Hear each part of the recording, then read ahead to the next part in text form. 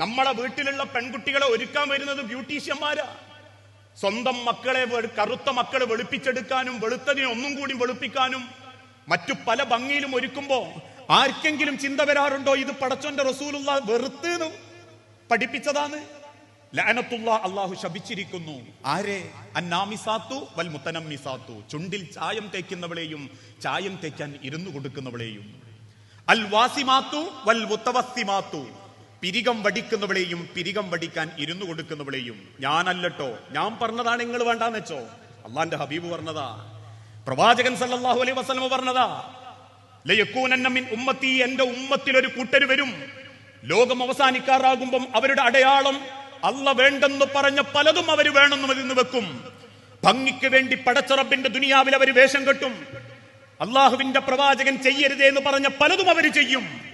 അവരുടെ ജീവിതത്തിന് ഒരൊറ്റ ലക്ഷ്യമേ ഉണ്ടാകൂ,